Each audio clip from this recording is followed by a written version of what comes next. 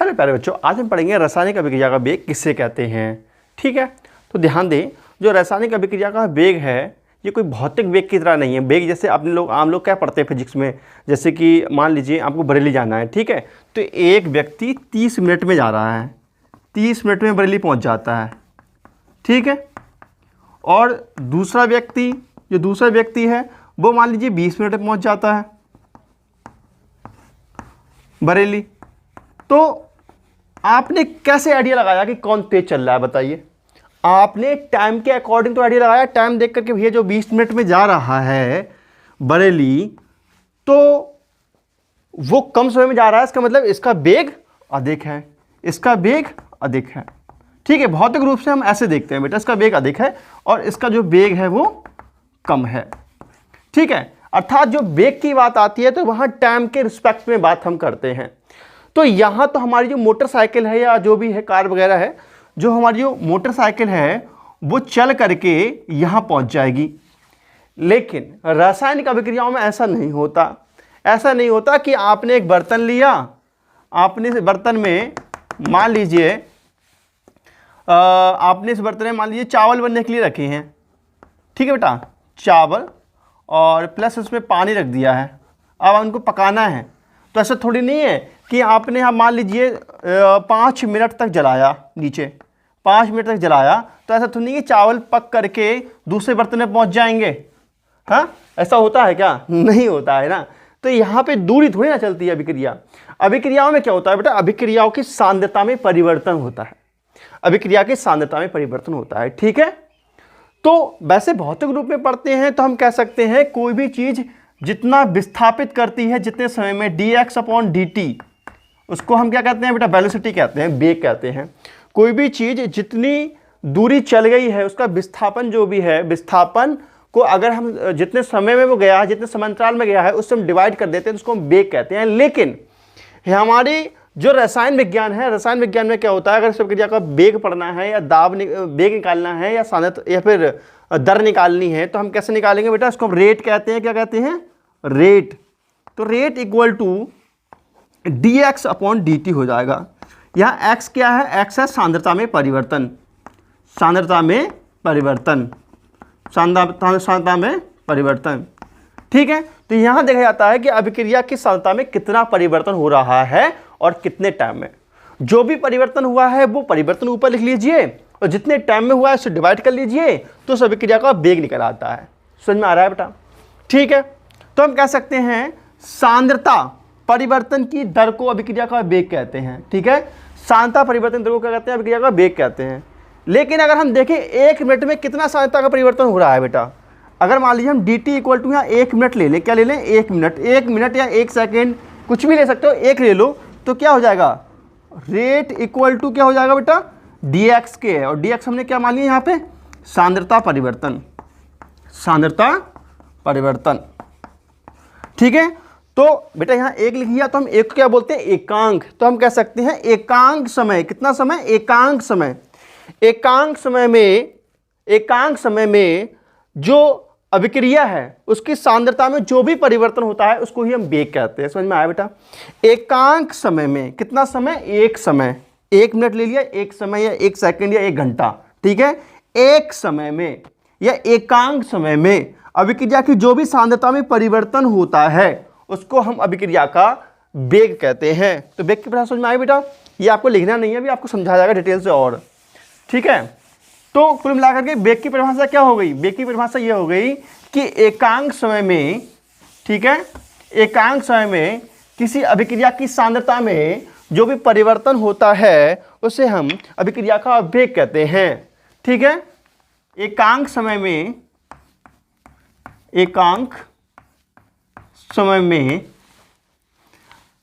अभिकारक, एकांक समय में अभिकारक या उत्पाद की सांद्रता में जो परिवर्तन होता है, एकांक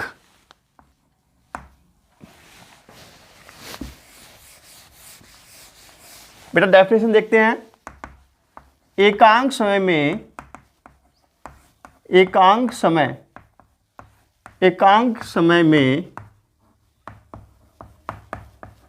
अभिकारक या उत्पाद की सांद्रता में हुए परिवर्तन को या उत्पाद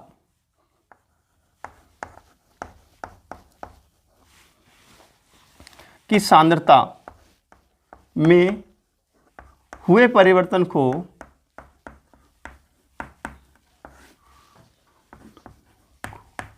क्या कहते हैं बेटा?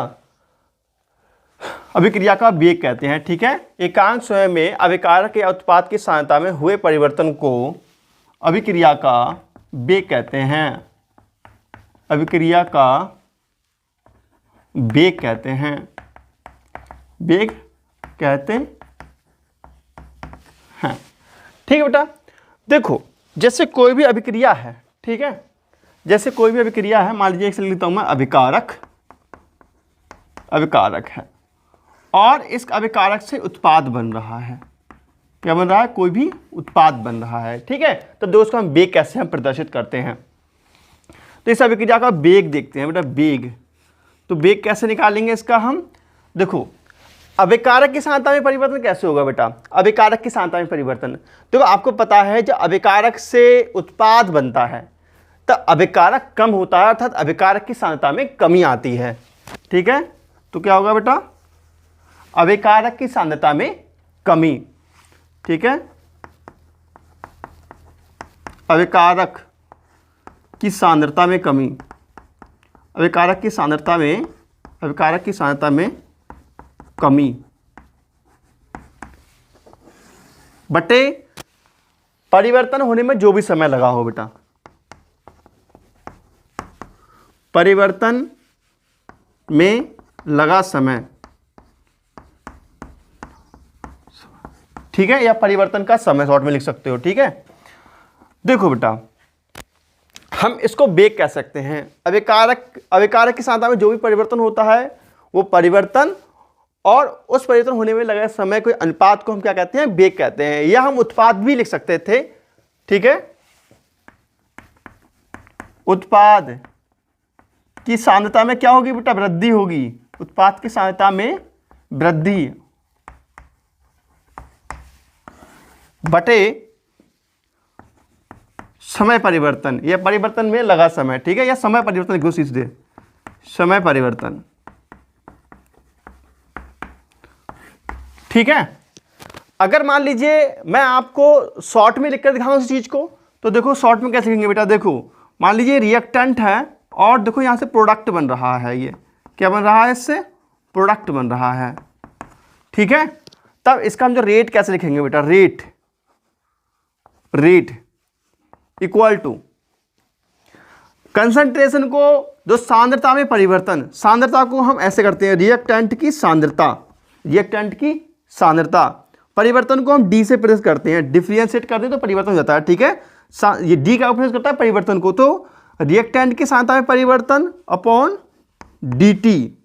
ठीक है, अब देखो अभिकारक की सांद्रता के परिवर्तन को तो हमने प्रदर्शित कर दिया, समय में जो परिवर्तन हुआ उसको प्रदर्शित कर दिया, लेकिन जो कमी है, कमी में ऐसे प्रदर्शित करते हैं माइनस का चिन्ह लगा करके। ठीक है, माइनस का चिन्ह लगा दिया, इसका मतलब क्या है? इसका मतलब ये रिएक्टेंट है, घट रहा है। ठीक है, इक्वल टू उत्पाद की सांद्रता में वृद्धि, तो ये हो जाएगा प्लस का साइन लगाएंगे, वृद्धि हो रही है dp अपॉन dt। ठीक है, समझ में आया बेटा? बिल्कुल। तो ऐसे इसका हम वेग प्रदर्शित कर सकते हैं, इस अभिक्रिया का वेग। ठीक है, मुझे लग रहा है बिल्कुल क्लियर हो चुका होगा। चाहो तो एक रिएक्शन, जनरल रिएक्शन और ले लो। देखो बेटा जैसे कि इतना नोट कर लेना आप लोग। ठीक है, जैसे मान लीजिए मैं लिखता हूं a प्लस बी या a टू बी लिख दिया मैंने। ठीक है, अब इसका हमें वेग समीकरण लिखना है तो हम कैसे लिखेंगे?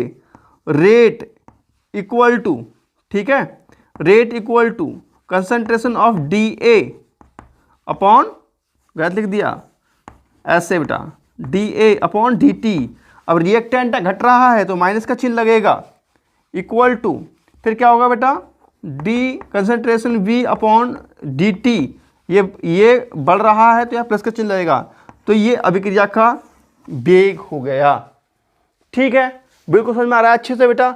चलो और देखते हैं कुछ एग्जाम्पल के अभिक्रिया का वेग हम कैसे लिखेंगे।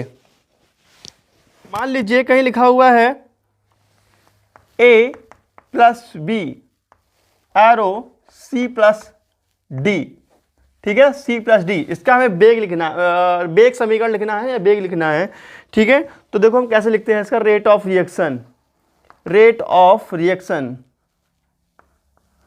रेट ऑफ रिएक्शन मतलब अभिक्रिया का वेग इक्वल टू, देखो अब ए की सांद्रता में परिवर्तन, ए की सांद्रता में परिवर्तन लिखेंगे D A upon D T. A घट रहा है तो माइनस का चिन्ह लगा लो, ठीक है। तो यहाँ पे बेटा एक है और यहाँ पे मल्टीप्लाई में एक है, देखो एक और एक है, तो जितना सांद्रता परिवर्तन इतना होगा, जितना इसमें परिवर्तन होगा उतना ही इसमें परिवर्तन होगा। तो बराबर माइनस का D B upon D T equal to, इसके सांद्रता परिवर्तन हम देखेंगे बेटा D C upon D T. ये सी बढ़ेगा तो यहाँ प्लस का चिन्ह लगा दो, equal to D upon D T, ये भी बढ़ रहा है, ठीक है। तो ये बेटा इसका वेग समीकरण हो गया, इस रिएक्शन का ये वेग समीकरण हो गया। इसके रिएक्शन के वेग को हम ऐसे प्रदर्शित कर सकते हैं, ठीक है। चलो एक और देख लेते हैं बेटा, रिएक्शन देख लेते हैं। देखो मान लीजिए कहीं लिखा हुआ है H2, ठीक है, चलो कहीं लिखा हुआ है मान लीजिए N2 plus 3H2 reversible sign और लिखा हुआ है 2NH3, ठीक है। इस अभिक्रिया का हमें वेग प्रदर्शित करना है कि इसका वेग क्या होगा। तो देखते हैं rate of reaction, rate of reaction, rate of reaction, ठीक है। तो रेट ऑफ रिएक्शन क्या होता है, ध्यान दें, ध्यान देंगे बेटा। तो यहां हम लिखेंगे माइनस का dN2 अपॉन dt, ठीक है, ये इसका रेट हो गया। लेकिन ध्यान दें यहाँ पे बेटा देखो 1 मोल है, कितना है यहाँ पे 1 मोल है, यहाँ 3 मोल है और यहाँ 2 मोल है, ठीक है। तो जितने समय में इसका 1 मोल बनता है उतने ही समय में इसके 3 मोल बन जाते हैं। मान लीजिए 1 मिनट में हम देख रहे हैं कि 1 मिनट में अभिक्रिया का सांद्रता में कितना परिवर्तन हो रहा है। तो मान लीजिए 1 मिनट में इसका 1 मोल में परिवर्तन हो रहा है, लेकिन 1 ही मिनट में इसके 3 मोल में परिवर्तन हो जाता है। तो इसका मतलब ये है अगर हम 3 से भाग दे दें तो ये 3 खत्म हो जाएगा ना, हो जाएगा। तो बिल्कुल 1 मिनट में बराबर मोल में परिवर्तन हो जाएगा बेटा, ठीक है। समझ में आ रही बात। तो हम क्या करेंगे, मतलब बात ये सीधी बात ये है बेटा, यहाँ पे अगर कोई भी गुणांक लिखा है तो उस चीज़ से हम भाग दे देते हैं उसको ख़त्म करने के लिए, ठीक है। सीधे याद कर लो इस बात को। तो देखो माइनस का 1/3, ठीक है, माइनस का 1/3 और यहाँ रखेंगे DH2 अपॉन dt। समझ में आई ये ट्रिक। ये क्या है बेटा, यहाँ पर 3 को ख़त्म करने के लिए हमने 3 से भाग दिया है। जब 3 से भाग दे देंगे तो यहाँ पे भी 1 मोल हो जाएगा, नहीं हो जाएगा। अब यहाँ पे भी अगर 1 मिनट में 1 मोल बनना है तो यहाँ पे भी 1 मिनट में 1 ही मोल बनेगा। तो यहाँ 2 से भाग देंगे तो यहाँ 1 हो जाएगा, ठीक है। इक्वल टू प्लस का, क्योंकि यहाँ प्रोडक्ट बन रहा है तो यहाँ हो जाएगा, तो यहाँ से 2 से हम भाग देंगे तो 2/2, तो 1 आ जाएगा, कटेगा बेटा, तो ठीक है। तो यहाँ पे अच्छा ठीक है बेटा, तो यहाँ पर हम लिखेंगे, तो हमने यहाँ 1/3 कर दिया है, ठीक है, हाँ सही है। यहाँ हमने 1/3 कर दिया, मतलब जो 3 नंबर है इसे हम भाग दे रहे हैं यहाँ पे, ठीक है, जो 3 नंबर है उसे हम भाग दे रहे हैं। तो यहाँ हो जाएगा 1/2 और NH3 DNH3/D2। सीधी सीधी बात ये है बेटा, जो भी ये गुणांक दिख रहा है ये, इन गुणांकों से आपको क्या करना है, डिवाइड कर देना है। समझ में आया कैसे आपको सॉल्व करने, कैसे इक्वेशन निकालनी होती है, ठीक है। तो देखो एक क्वेश्चन और देख लो बेटा, जनरल इक्वेशन देख लो। एक माना एक अभिक्रिया हम ले लेते हैं, माना कोई भी अभिक्रिया है, मान लीजिए लिखा है A प्लस B, ठीक है, reversible sign CC and DD, ये रिएक्शन लिखी हुई है, ठीक है। इस अभिक्रिया का वेग लिखना है हमारे लिए। तो वेग समीकरण को कैसे लिखेंगे, वेग कैसे लिखेंगे, इसका रेट इक्वल टू जो भी गुणांक है उससे हम भाग कर देते हैं, ठीक है। तो 1/A और यहाँ पे हम लिखेंगे dB/dt।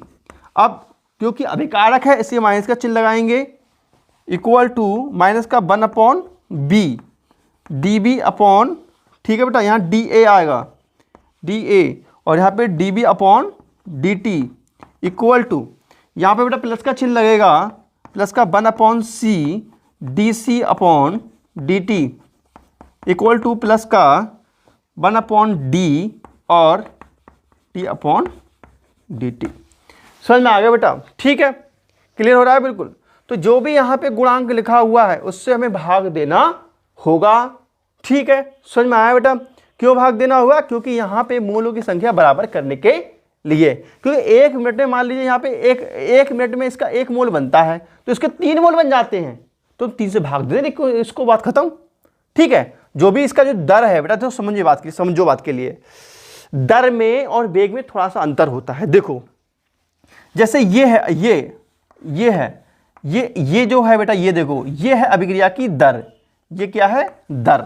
अगर हम हाई लेवल से देखें तो अंतर होता है, यह है अभिक्रिया की दर। लेकिन अगर इसको हम इससे भाग दे रहे हैं तो ये कहलाएगा वेग। क्या कहलाएगा?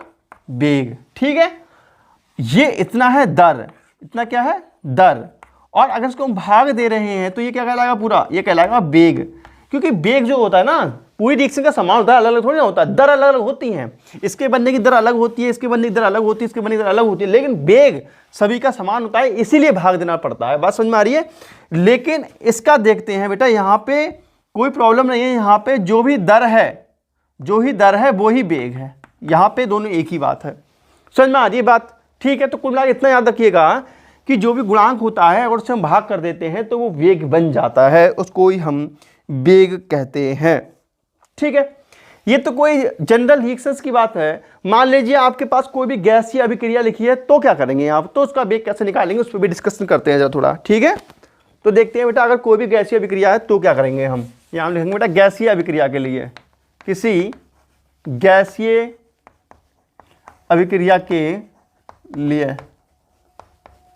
ठीक है, तो गैसीय अभिक्रिया कोई भी ले लो, मान लीजिए ये अभिक्रिया लेते हैं, A plus B B reversible sign C C plus D D. ठीक है, ये कोई भी गैसीय अभिक्रिया है। गैसीय अभिक्रिया कैसी है ये बेटा? कोई भी गैसीय अभिक्रिया है, गैसीय अभिक्रिया है। ठीक है, तो देखो एक हम गैसीय अभिक्रिया है तो एक हम समीकरण जानते हैं, P B equal to N R T, P B equal to N R T. ठीक है, तो यहां से बेटा P की वैल्यू निकालेंगे, P इक्वल टू हो जाएगा N अपॉन V और RT। ठीक है, तो P इक्वल टू हो जाएगा बेटा N अपॉन V RT। समझ में आ रहा है इतना? ठीक है, तो देखो N अपॉन V मोलों की संख्या बटे आयतन, ये क्या होता है? ये होता है सांद्रता। ये क्या होती है बेटा? ये होती है मोलर सांद्रता। ये क्या होती है? मोलर सांद्रता। मोलर सांद्रता इक्वल टू क्या होता है? मोलर सांद्रता इक्वल टू होता है N अपॉन V, मोलों की संख्या बटे आयतन को हम मोलर सांद्रता कहते हैं, इसको हम बड़ी ब्रैकेट में लिखते हैं, ध्यान रखेंगे, और RT। समझ में आ रहा है इतना? ठीक है, तो इस तरीके से बेटा ये दाब को हम ऐसे रिप्रेजेंट करते हैं। ठीक है, और अगर जब ये गैसीय अभिक्रिया नहीं थी तो क्या था? जब अभिक्रिया ये गैसीय नहीं थी तो क्या था? तो उसका जो वेग था, वो था 1 अपॉन ए नेगेटिव्स का D A upon D T equal to minus का 1 upon V D B upon D T equal to plus का 1 upon C D C upon D T. ठीक है बेटा, प्लस का 1 अपॉन डी। ठीक है, D D D D upon T T. यही तो उसका वेग था जब ये रिएक्शन हम गैसीय नहीं ले रहे थे। लेकिन जब गैसीय लेंगे तो क्या होगा? ध्यान दें तो बेटा, जहां पर ये क्या है, ये सांद्रता को, जो बड़ी जो ब्रैकेट है ये सांद्रता को प्रदर्शित करती है। डी सांद्रता ऑफ ए, मतलब सांद्रता को, मोलर सांद्रता, जो बड़ी ब्रैकेट है मोलर सांद्रता को प्रदर्शित करती है। जो बड़ी ब्रैकेट होती है ये क्या को प्रदर्शित करती है बेटा? मोलर सांद्रता। इसका मतलब है एक ही मोलर सांद्रता, एक ही मोलर सांद्रता, ये एक ही मोलर सांद्रता लिखी हुई है बेटा, ये इसका मतलब है एक ही मोलर सांद्रता। ठीक है, तो अगर हम प्रेशर लिखते हैं, अभिक्रिया का दाब लिखते हैं तो हम ऐसे लिखते हैं। ठीक है, अब हम अगर ए के लिए लिखेंगे पी ए, तो पी ए इक्वल टू कैसे लिखेंगे हम? मोलर सांद्रता ऑफ ए आर टी। ठीक है, समझ में आया बेटा? ठीक है, क्लियर हो गया? तो हम मोलर सांद्रता की वैल्यू निकालना चाहें, मोलर सांद्रता of A equal to P A upon R T. समझ में आया? ठीक है, तो हम कुल मिलाकर के बात यह है, जहां मोलर सांद्रता है उसको हम प्रेशर के रूप में इस प्रकार से लिख सकते हैं। ठीक है, तो यहां पर अगर हम बात करें जैसे लिखा हुआ है D A upon D T. अब इससे हमें अगर प्रेशर की फॉर्म में लिखना है तो हम कैसे लिखेंगे, जहां पर डी है उसको डी रहने देंगे, जहां पी ए है, जहां ए है ये कंसंट्रेशन ऑफ ए, उसको हम लिख सकते हैं पी ए। क्या लिख सकते हैं बेटा, पी ए, और ऐसी ब्रैकेट लगाएंगे, बड़ी नहीं ऐसी ब्रैकेट लगाएंगे, अपॉन यहां डी टी तो रहने ही दो, और ये क्या हो जाएगा 1/RT, 1/RT। समझ में आया बेटा? ठीक है, तो इसको देखो बेटा, अब प्रेशर की फॉर्म में कैसे लिखेंगे, रेट, अभिक्रिया का रेट माइनस का 1/A, ठीक है, और ये आ जाएगा RT, डी ए की जगह पे क्या लिखेंगे, डी ए की जगह पे लिखेंगे बेटा D A upon D T की जगह पे क्या लिखेंगे, D A upon D T की जगह पे क्या लिखेंगे, डी पी ए अपॉन ये लिखेंगे बेटा। समझ में आया, D P A upon D T. ठीक है, इक्वल टू माइनस का B R T D P B upon D T. बात यह है, अभी हम जो ए को प्रदर्शित कर रहे थे सांद्रता के रूप में कर रहे थे, लेकिन प्रेशर के रूप में कर रहे हैं, pressure of A upon D T equal to, ठीक है, इक्वल टू 1/CRT। ठीक है, प्लस का साइन लगेगा, और अब D P C upon D T equal to plus का 1/DRT। ठीक है, और यहाँ हो जाएगा D P D upon T T. समझ में आ रहा है बेटा? तो इस प्रकार से इसके वेग को प्रेस करेंगे, वो भी प्रेशर के पदों में। ठीक है, ये प्रेशर के पदों में वेग है, और ये किसके पदों में है, ये है सांद्रता के पदों में वेग। ठीक है, मुझे लग रहा है बिल्कुल अच्छे से क्लियर हो चुका होगा आप लोगों का। आपको क्या काम करना है, 1/ART रखना है, बस इतना करना है आप लोगों को। ठीक है, जैसे मान लीजिए A to B कोई रिएक्शन दी हुई है, ये गैसीय अभिक्रिया है। ठीक है, कैसी है बेटा, ये गैसीय अभिक्रिया है, इसका हमें रेट लिखना है, तो हम रेट लिखेंगे, इसका लिखेंगे 1/RT। ठीक है, माइनस का 1/RT और DPA upon DT equal to plus का 1/RT। ठीक है, और DPB अपॉन DT। इस प्रकार से इसका हम वेग प्रदर्शित करेंगे। समझ में आया बेटा गैसीय अभिक्रियाओं को वेग कैसे प्रदर्शित करना होता है?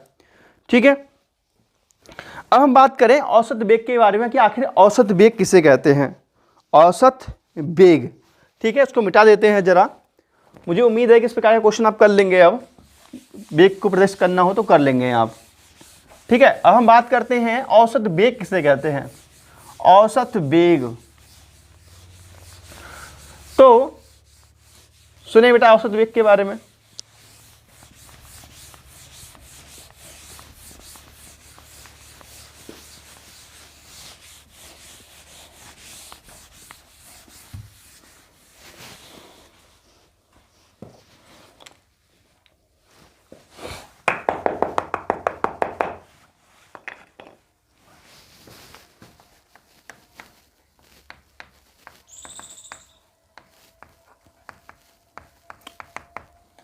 औसत वेग, ठीक है, औसत वेग या औसत अभिक्रिया वेग।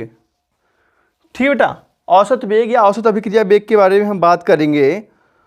तो जैसे कि अभी हम देख रहे थे कि कोई भी अभिक्रिया थी, जैसे अभिकारक था, कोई भी अभिकारक था बेटा, अभिकारक से क्या बन रहा था, कोई भी उत्पाद बन रहा था। ठीक है, तो अभी हम देख रहे थे कोई dt टाइम में, कि dt टाइम में जैसे अभी हम लिख रहे थे कि जो भी मान लीजिए इसको हम रिएक्टेंट बोल दें, तो रिएक्टेंट और ये क्या है, प्रोडक्ट है। ठीक है, तो हम कह रहे थे बेटा dr अपॉन dt माइनस का इक्वल टू प्लस का dp अपॉन dt। इसको हम क्या बोल रहे थे, रेट बोल रहे थे। अभी इसको तो हम रेट पढ़ रहे थे बेटा आम तरीके से, लेकिन ये क्या है, dt टाइम में हुआ परिवर्तन है, सूक्ष्म dt टाइम, ठीक है, कोई dt टाइम में हुआ सांद्रता में परिवर्तन है।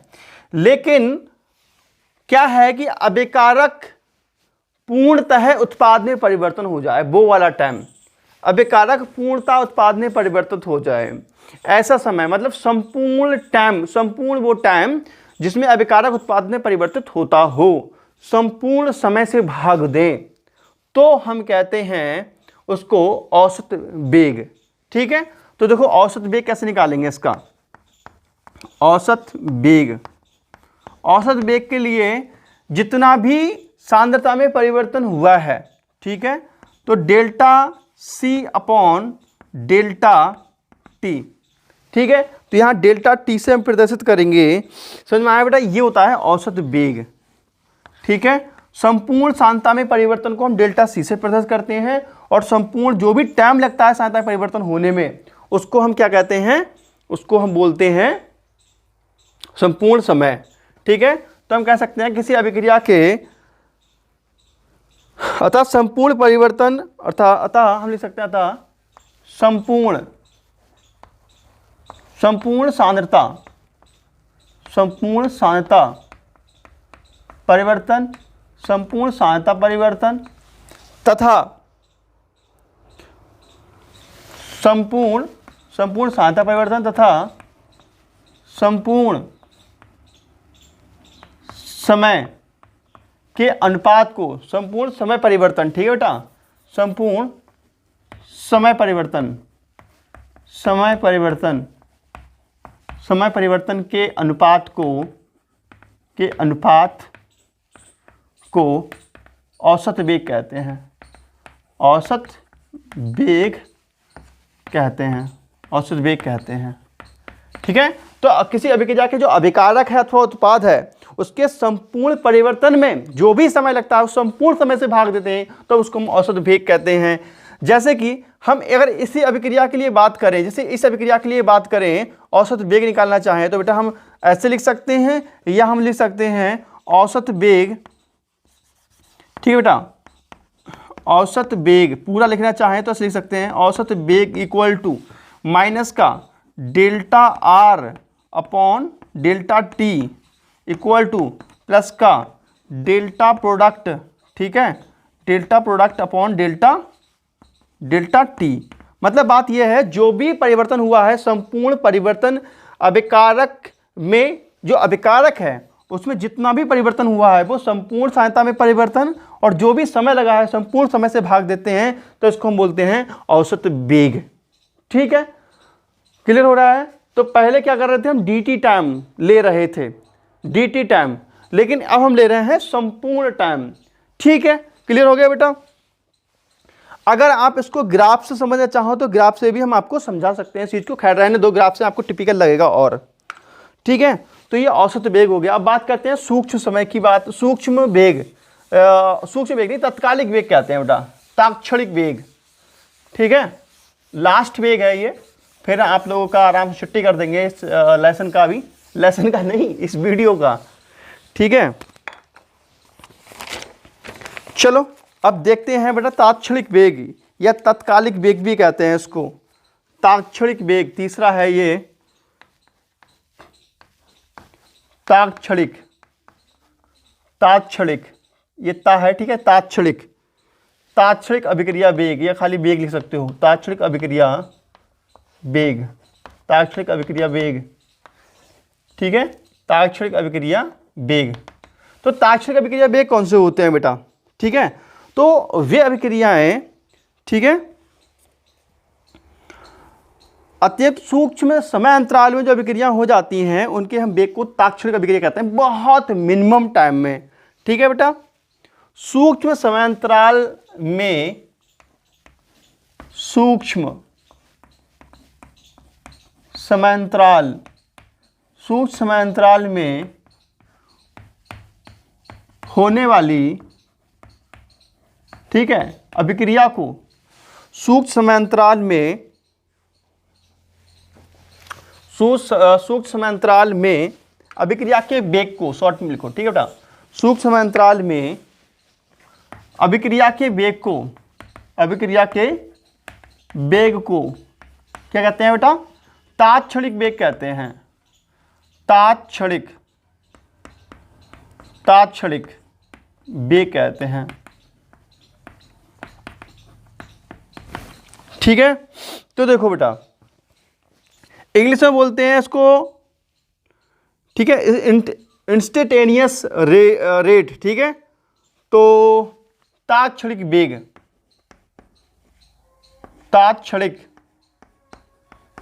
तात्क्षणिक वेग इक्वल टू बेटा संपूर्ण सांद्रता में परिवर्तन अपॉन जो भी टाइम लगा है ना, इसमें जो भी टाइम लगा है, मान लीजिए dt टाइम ले रहे हैं, तो जो dt है वो कैसा होना चाहिए? जो टाइम है, जो dt टाइम है वो कितना होना चाहिए? 0 के बराबर लगभग होने चाहिए। ठीक है, इसको हम ऐसे लिख सकते हैं, लिमिट डेल्टा c। ठीक है, जो तात्क्षणिक वेग को हम साफ साफ लिख दे रहे हैं बेटा, तात्क्षणिक वेग equal to limit delta t जो है वो कितना होना चाहिए? लगभग 0 की तरफ होना चाहिए, या इसको हम लिख सकते हैं डेल्टा c अपॉन dt। ठीक है, या इसको लिख सकते हैं डेल्टा c अपॉन dt, या इसको हम dc अपॉन dt लिखते हैं। इस प्रकार से हम तात्क्षणिक वेग को डिफाइन करते हैं। तो फिलहाल बेटा आपके सिलेबस में ये दिया है, लेकिन पेपर में नहीं आता है। पेपर में सिर्फ वो पहला वाला वेग था, उससे संबंधित आता है, और इसके ऊपर काफ़ी चीज़ें आती हैं। मैं आपके लिए काफ़ी चीज़ बताऊंगा नेक्स्ट लेक्चर में। तो प्यारे बच्चों, वीडियो अच्छा लगा दिए लाइक, प्यारा सा कुछ कमेंट कीजिए, और फिर मिलते हैं नेक्स्ट वीडियो में। तो नमस्कार, जय हिंद, वंदे मातरम, बाय बाय बेटा।